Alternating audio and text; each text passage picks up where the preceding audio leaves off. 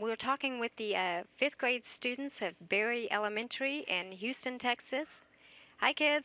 Welcome to the International Space Station Flight Control Room. I understand you guys have a lot of questions about flying in space, and it's a good thing because today we have astronaut Mike Foreman here with us. He has flown twice in space aboard the Space Shuttle on STS-123 and 129. Welcome, and thank you for joining us.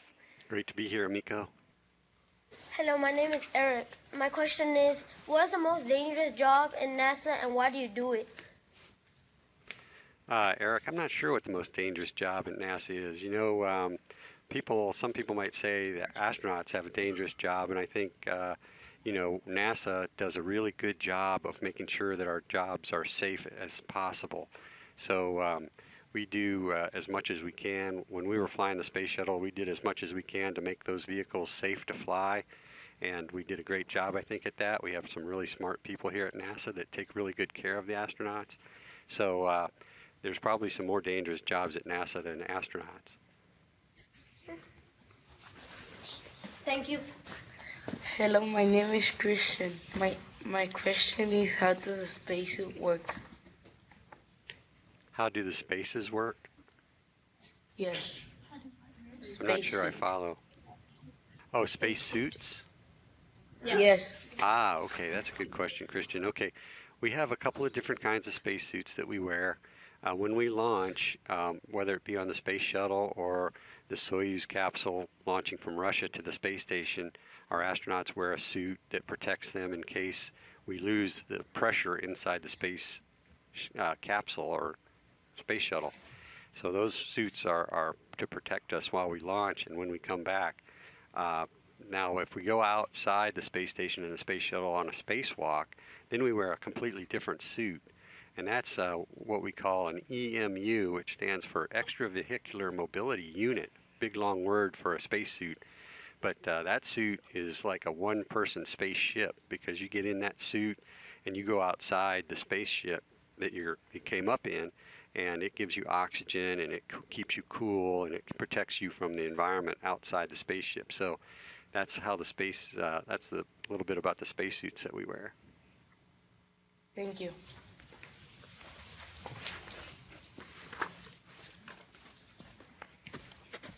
Hi, my name is Guillermo. My question is, do you need to exercise a lot in space? We do exercise a lot, both down here on Earth when we're preparing to go to space and while we're in space.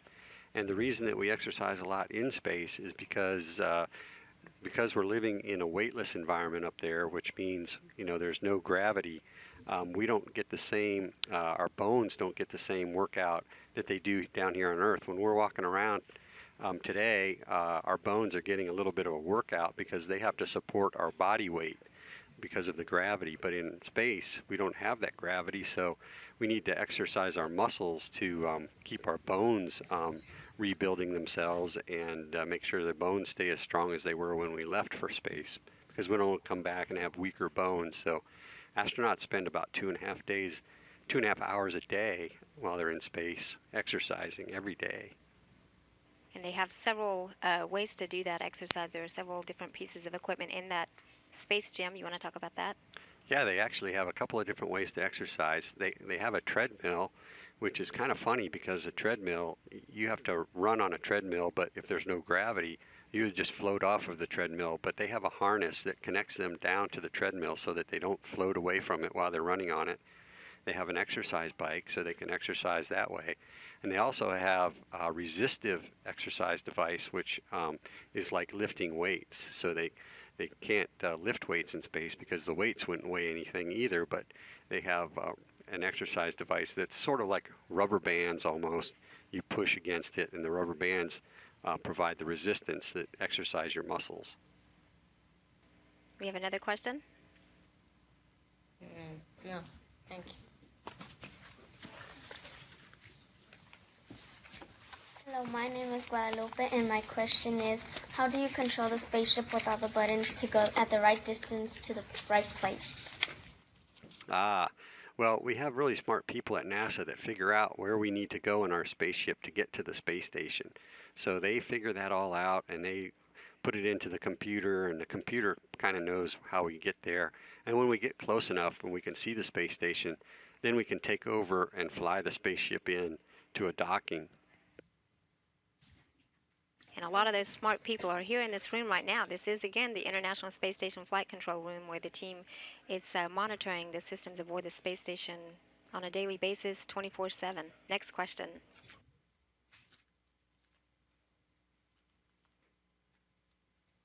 Hi, my name is Amber. My question is, how do you keep track of the space shuttles while they're in space? How do we keep track of them? Well, we have those smart people at NASA that keep track of where they are. So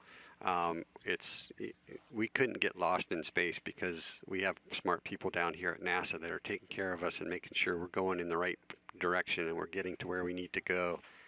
And the people here in this mission control room are controlling the space station right now that's going around the Earth every 90 minutes.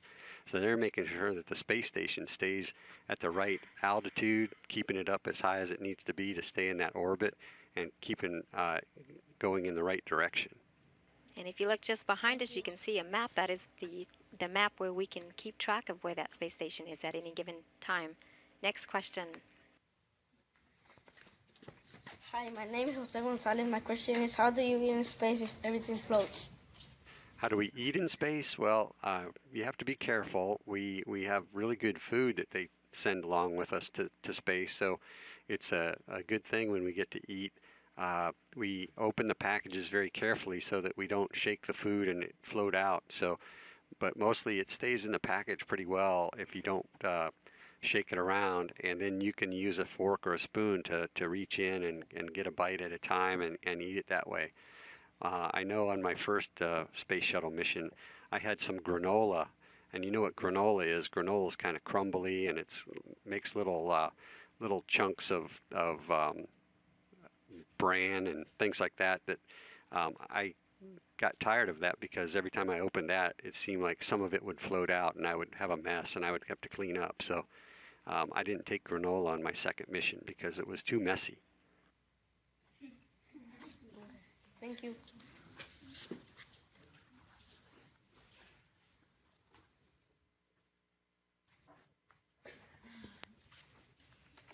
Hi, my name is Zorn, and my question is, how do you keep your food and supplies from going bad without a refrigerator or cooking it? Well, we do cook it. We have an oven. We don't have a refrigerator, so it has to be food that won't go bad in space. Some of it is dehydrated, so the dehydrated food we keep dry in the package until we are ready to eat it, and then we would add water. And if we needed to heat it up, say it was oatmeal, you add water to make it oatmeal, and then you heat it up so that it's warm, like you're used to eating oatmeal, and then we would eat it. But some food that we take is we call shelf stable, which means it's has preservatives that keep it from going bad inside the package. And some of it is like the food that our troops eat in Afghanistan and Iraq, and we call those meals ready to eat. That's what the soldiers carry. And we would eat the same kind of food that they eat, which is also really good. And typically we would just put it in the oven for a while to heat it up and then eat it.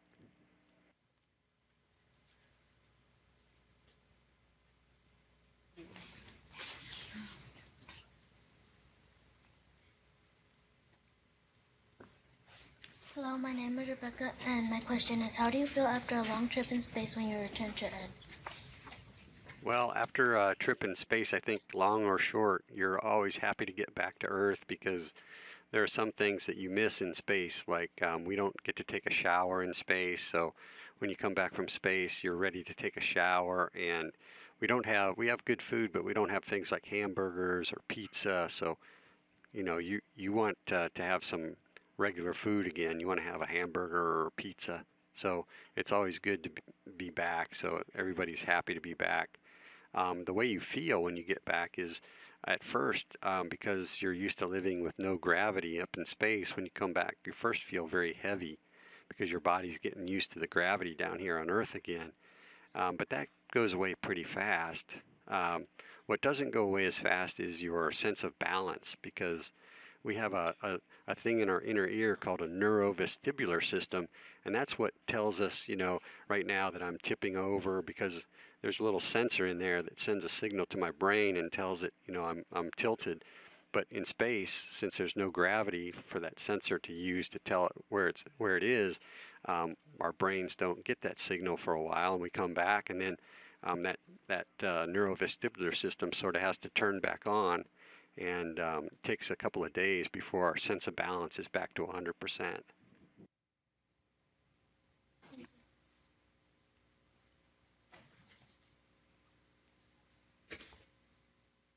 Hello, my name is Ariella.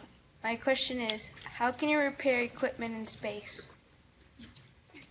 Well, we train quite a bit here at NASA to be able to repair equipment in space, and we know things are going to break, and so we take spare parts up to the space station to have them ready in case something breaks. And then when something does break, our astronauts can get a little refresher course from the ground people here in Mission Control. Will tell them how to repair what's broken, and then they can fix things.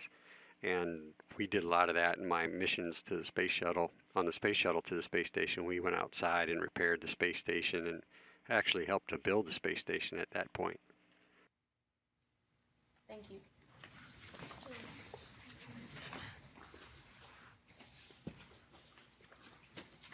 Hello, my name is Irma. My question is, do you have to go to college, and what do you study? To become an astronaut, you do need to have a bachelor's degree at least from college.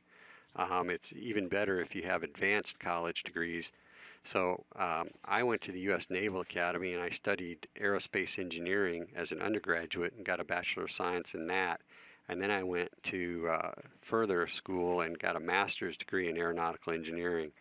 And I'm also a test pilot from the Navy. So I've been to a lot of college, and most astronauts you'll find have a lot of college in their background. This takes a lot of training, and so many people want to be astronauts that it's very competitive to become an astronaut. So people with more education, more training, usually have a little bit of a leg up on the people that don't.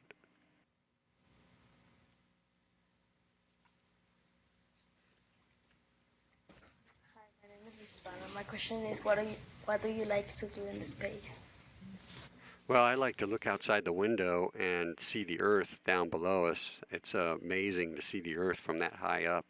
And we're going around the Earth every 90 minutes, so we're really going fast around the Earth. We're going 17,500 miles an hour. So the Earth goes by really fast, and you get to see a lot of different parts of the world just from a short look out the window.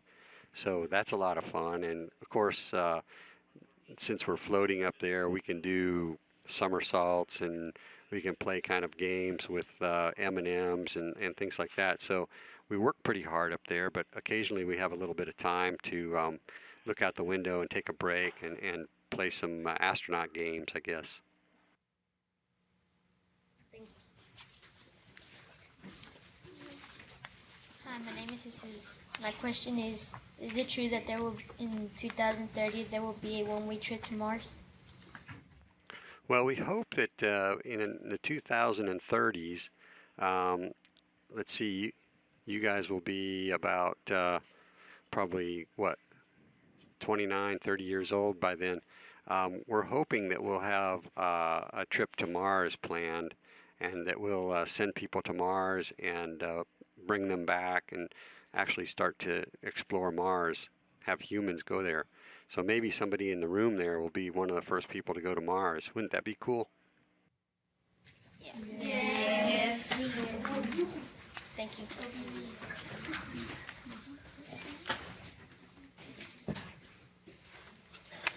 Hello, my name is Luis Trejo. My question is, how many space shuttles does NASA have and how many people can it fit?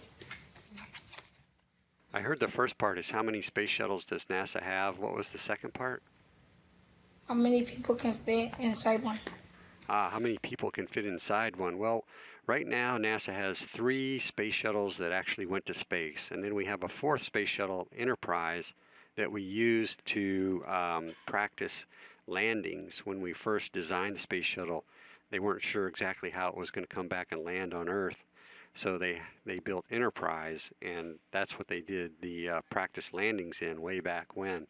So right now, yesterday, they delivered the Space Shuttle Discovery to the Smithsonian Institution in Washington, D.C. So if you take a field trip or a vacation to Washington, D.C., you can actually go to the Smithsonian Museum and see the Space Shuttle Discovery.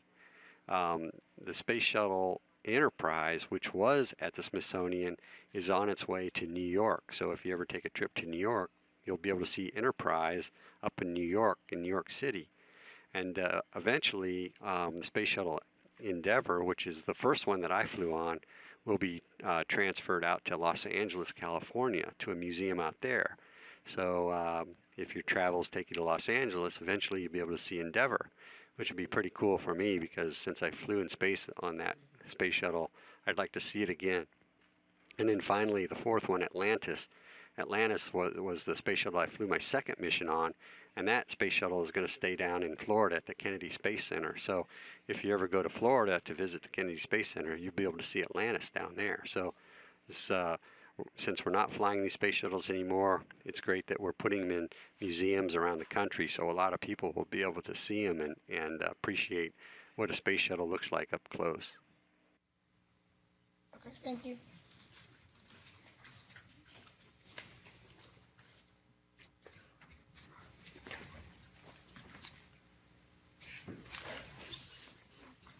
Hello, my name is Andrew, and my question is, how old do you need to be to go to space? How old do you need to be? Yes. Well, there's no minimum age for going to space, but for our astronaut program, typically people are in their 30s when they get selected to be an astronaut because of all the training that we talked about in the earlier question about college requirements. Usually people that become astronauts are in their 30s already, and then they come to NASA and they might train for 2 to 5 years before they go to space. So typically astronauts that go to space are in their mid to late 30s for the first time. So you guys have a little bit of time to get all of your school done and go to college and get some experience before you get to go to Mars. Thank you.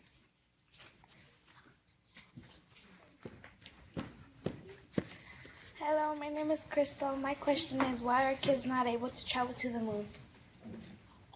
Why are kids not able to travel to the moon, Crystal? Yeah. Well, traveling in space is still dangerous. Maybe sometime in the future it'll be so safe and it'll be so routine that it'll be like getting on an airliner and flying from here to California. But right now it's still considered fairly dangerous. So we wouldn't be very good parents if we let our kids fly on a space shuttle to the moon or a spaceship to the moon or to anywhere in space. So that's the reason, primary reason. And since we can only launch a certain number of people into space, we try to get people that know how to work all the experiments and have a lot of training first. So it'll be a while before we probably start sending kids to space. And I've got another answer for that, and it is because kids need to stay in school. And if you stay in school, that'll take you to the moon. Next question.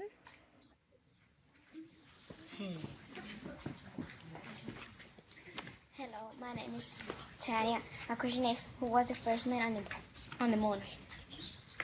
Who was the first man on the moon? Neil Armstrong. You know where Neil Armstrong grew up? In Ohio. And you know where I grew up? I grew up in Ohio. So Neil Armstrong was one of my heroes when I was a kid growing up in Ohio. That's why I wanted to be an astronaut.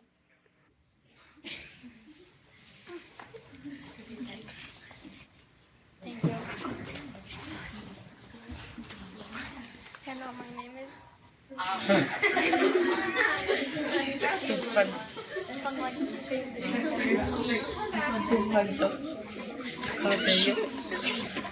think we have Anna Kids laughing. I think There you go. Hi, this is Patricia at in the Digital Learning Network. Can you guys hear me? Yeah, we can hear you. Okay.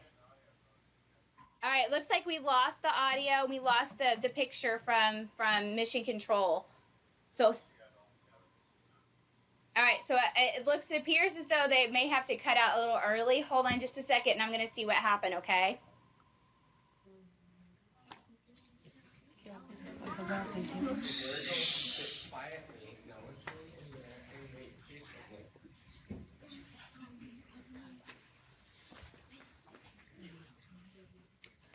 Hi, kids.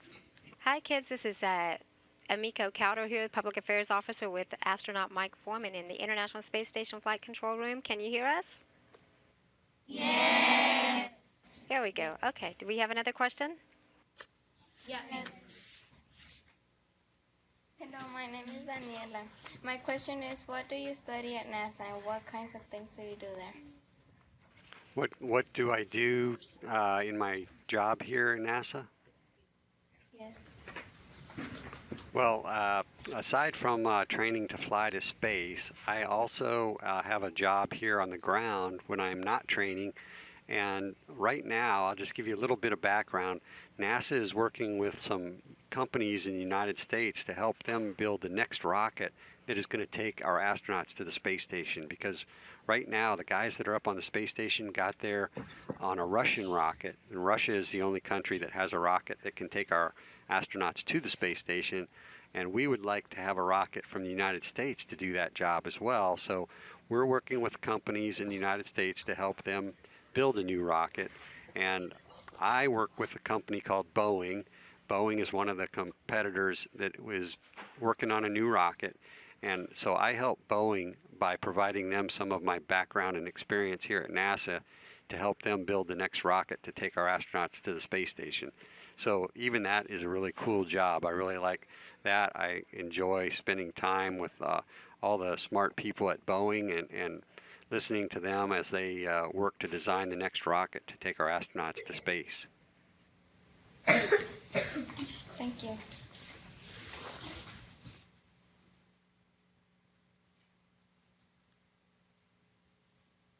All right, that is all of our planned questions. I know one other student did have a question that he would like to ask. Is that okay? Sure.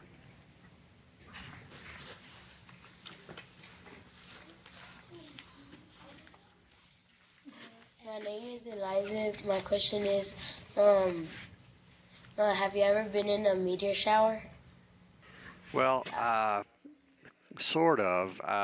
In space, sometimes you see more meteors coming through our atmosphere, upper atmosphere, it seems like, than when we're down here on Earth. Maybe because we're up there and we're looking out the window more and we see them. But I can also tell you that since I've been outside the space station doing spacewalks, and the space station is mostly made of metal, you see a lot of little pit marks, little dents in the outside of the space station from where micrometeorites have hit. So we know that there's a lot of things up there that come back and actually hit the space station on the outside. They're really tiny, but they're going really fast, so they make a little mark. So yes, I've been inside a meteor shower, I guess, by living in the space station for a few weeks. Good questions, and I think that is all the time we have today. We really appreciate you guys. We're glad you were able to come and join us here in the International Space Station Flight Control Room. Again, thank you, Mike, for coming. You heard it here. This the best job in the world and off the world. So study hard. Thank your teachers and eat your veggies. This is Mission Control Houston. Thank Bye, you. kids. Thank you, Mr. Mike. Thank you. Nice to see you. Thank you.